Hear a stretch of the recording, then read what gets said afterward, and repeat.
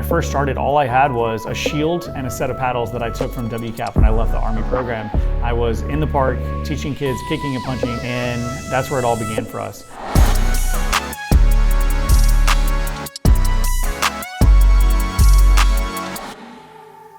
So we're fortunate today to have 7 locations. We have 5 more locations earmarked to be open here in the next 12 months. Times like this, I'm very thankful for where we are, and I'm very thankful for where we started from. So just over 10 years ago, I actually started teaching classes in an outdoor park. So before we ever had a physical location, I was in the park teaching kids kicking and punching outdoors in Park West.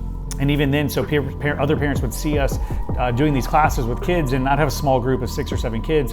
And then some parents started paying me to go to their house and just teach their kids in their bonus room or in their backyard. But that's originally where we started. And then I scraped up some money together, about $10,000, and I opened our first location with a partner. And that's where it all began for us. So it's actually funny, when I first started, all I had was a shield and a set of paddles that I took from WCAP when I left the Army program. And I just taught every single day, Monday through Saturday. I was there early mornings, not sure what to do. Again, Googling, figuring out how to sign new people, how to get more members, how to get better at selling, right? I had no idea what I was doing, but I knew that if I stayed on course, I would eventually get to what we have today because I saw the vision. I think it's very important to stay focused to your vision, even when it's tough, right? There were plenty of days where I thought, maybe I'm just not cut out for this, right? Maybe this is not for me personally. But then I just reminded myself that, again, this is where most people quit. And if I can keep going, eventually I'll get on the other side. So fast forward, we opened a location finally, $10,000. That location was open for about 1.5 years. And then good news, we needed a bigger space. So the first location was only 1,000 square feet. It didn't take a lot to fill that location, but about 1.5 years in, we just expanded into a larger location. So we went to 2,000 square feet. So I was very happy with that. We had twice as much footage at that point. And then again, we grew that. We were there for about 3 more years. And then we finally expanded into a much larger location. Now that location's still there. It's about 6,000 square feet. It's our flagship store. And it's been open for just over 10 years. 2019, we decided to open our second location. So the person that was a perfect fit for that was Torin Teester.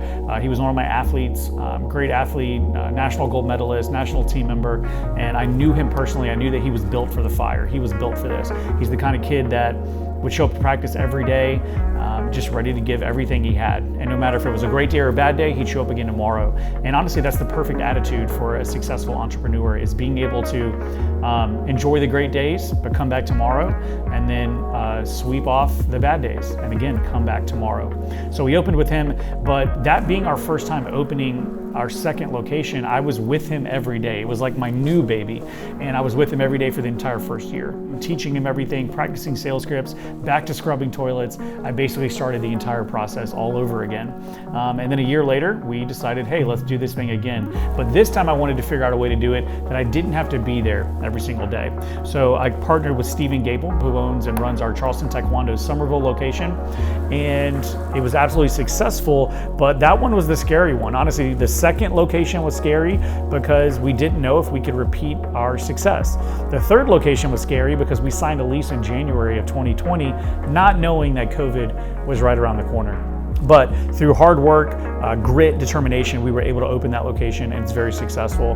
And then our fourth location, Master Tristan, we met him. He moved to the Charleston area, started joining Charleston Taekwondo, and we saw that he would be a great fit for our organization, and we decided to open a location with him. And then now, again, we have more locations earmarked down the road. But ultimately, what it comes down to is people. Right? We are in the people business. So whether we're teaching students, those are people, we have to make sure that we're providing valuable classes that are entertaining and something that they want to keep coming back to. On the other hand, we're dealing with parents, right? We have to be able to sell the vision of how being in our program is going to make their life even better, make their child's life better. What is their life going to be like after being in our program for a month, 6 months, or even a year, right? How can it change their life for the better? And then also our staff, our people. And that's probably the hardest part because you have different personalities, you have different expectations that are coming together to try to focus on one vision. It's very important that when you bring new people into your business that you protect your culture. And just remember that not everyone's going to be a great fit for your culture. right?